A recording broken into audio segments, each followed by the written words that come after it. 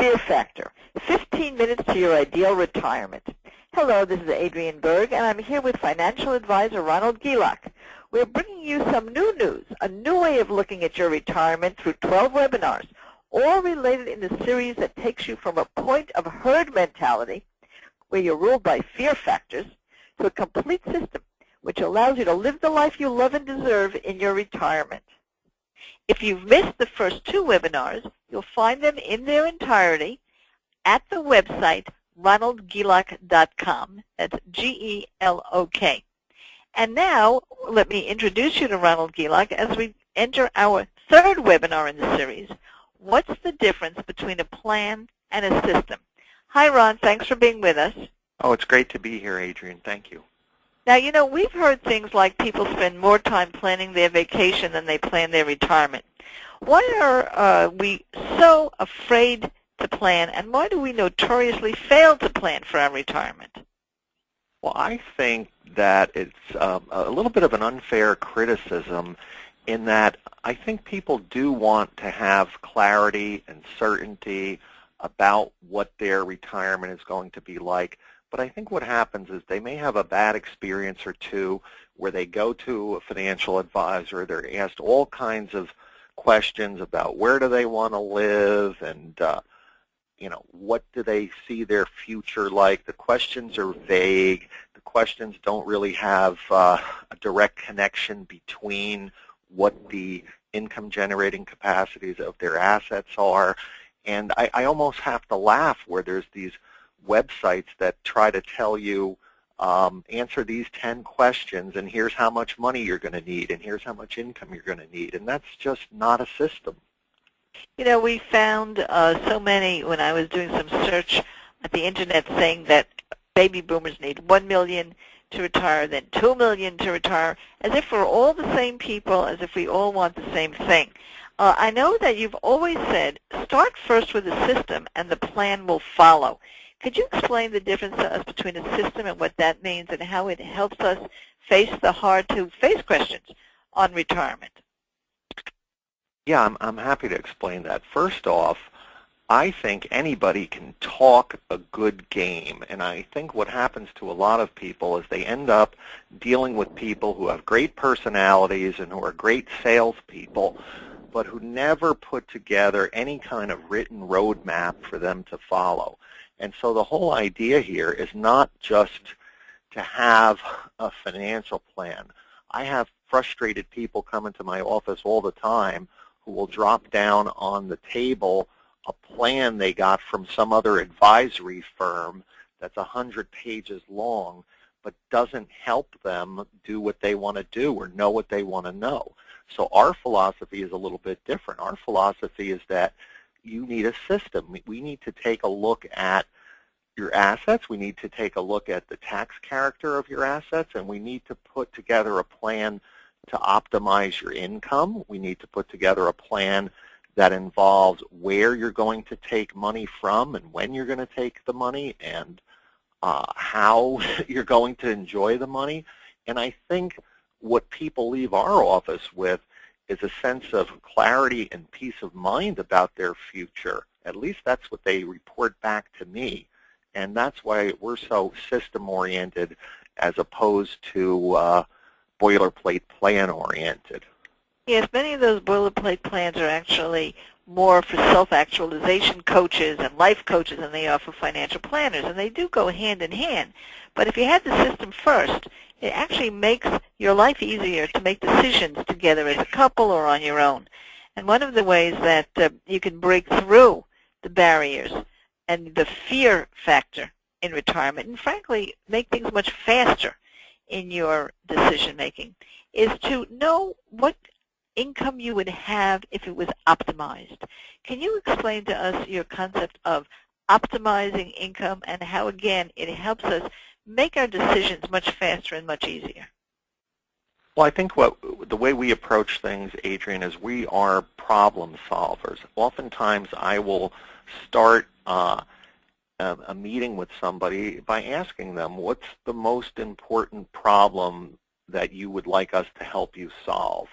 And oftentimes the problem that I'll hear people express is that they know they have a gap between what's coming in the way of fixed income either through pension and Social Security or just Social Security, and what their expenses are. So the first part of doing the our system planning is looking at what we call the income gap, the gap between what's needed to live your ideal retirement lifestyle and what's coming there in the way of fixed income. Because, Adrian, I'll have people come in all the time and they'll confess to me, you know what, Ron, I shouldn't say this, but I'm really scared to death.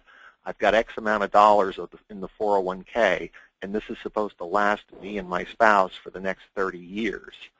And so what we do is we take a look at what the income generating capacity is of a person's assets. But we do much more than that. What we want to do is look at incorporating the idea of guarantees.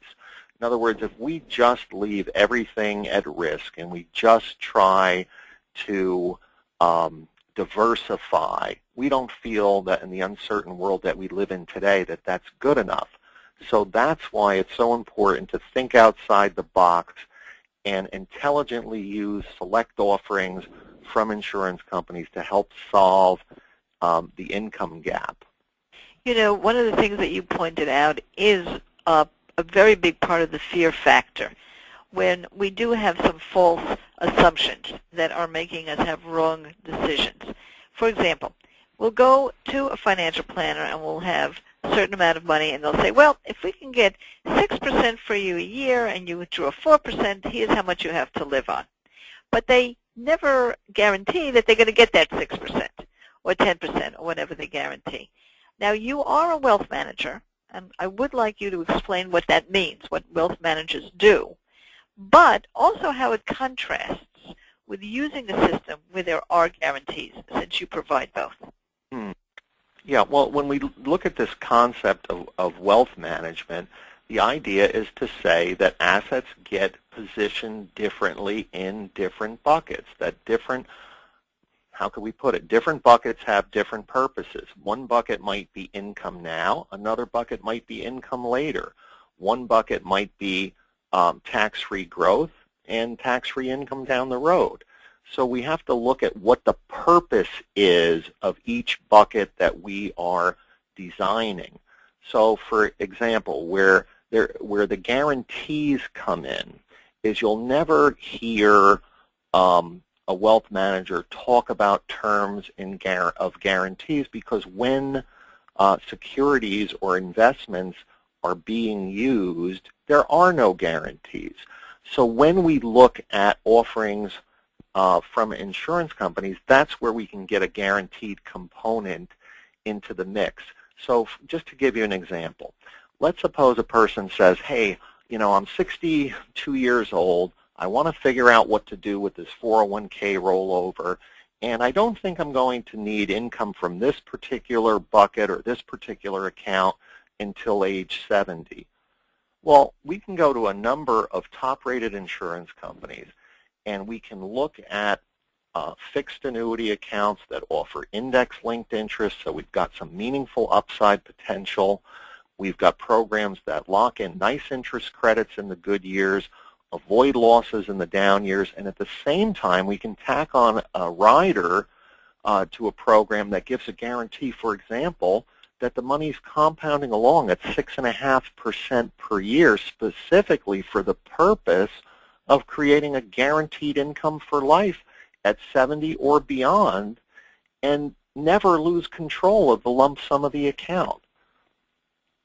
So we can have guarantees on the upside. We can have guarantees and floors on the downside with these kinds of solutions. And again, you're also a wealth manager. There, you're balancing the portfolios in the hopes that it'll perform the way you've projected. And that's the difference. The difference is that in a growth scenario for younger people, wealth management might be perfect, because if there is a big surge or a big bubble in the stock market, they're really going to participate 100%. But at the second stage of your life, where you may be decumulating and using your money, you may find it much more important to have guarantees against loss than the highest upside potential for the moment that the stock market might go. And yet you do want to participate in the market. Let's define, Ron, for us what you mean by indexed. When you say indexed, you mean indexed to a stock market type of index? Yeah, we have programs, offerings from insurance companies in the category of fixed indexed annuities, in the category of indexed life, where the rate of interest is tied to the performance of an external market index such as the S&P 500 index. Now, granted, there may be some caps on the upside earnings, but once your annual credit is posted to your account, that's yours to keep. If the following year is a 2008 and you just had a double-digit interest credit, for example, the year before, you're not giving back any of what you just earned the prior year. And this is astounding to people who say, you mean to tell me there's vehicles out there that I can have my principal protected against loss, I can have some upside potential, I can keep what I make in good years, I can avoid losses in down years, and I can have lifetime income guarantees besides? And I'm saying, yeah, absolutely yes. But then when I mention this word annuity to people, it creates a certain amount of confusion because there's just so many misconceptions about annuities. There's some annuities that a person is trading a lump sum away for a stream of income and losing control of a lump sum. Or there's some annuity programs that have obscene fees and expenses, and we avoid those like the plague.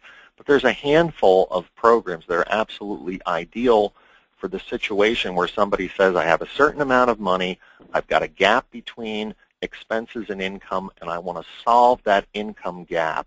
And once I know that income gap is solved, then I might be okay with taking some risks with some of the other money. Then I might be okay to looking at different money managers for those other dollars. But I want to be financially secure and sleep well at night first. So the idea of optimizing really gives you clarity in your thinking about how much money you can live on, and that makes all of the planning much easier. The planning of where you would like to live, when you want to retire, whether you're going to be working a little bit more in retirement, which is called the new retirement. And of course, if you'll be able to travel, leave a legacy, even start a new business, and all the wonderful things that boomers think about when they think about this extra 30, 40, 50 years that we have after retirement. So this gives great meaning, Ron, to have the system before the plan. The planning then will follow, become much, much easier. And so that when you have your financials together, you have great clarity for your life planning. Now, this is the third in a series of 12 webinars that are all under the heading of Fear Factor, 15 minutes to your ideal retirement.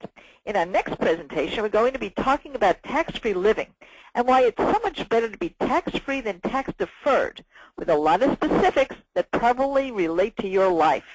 Thank you, Ron, very much. We're looking forward to speaking with you again.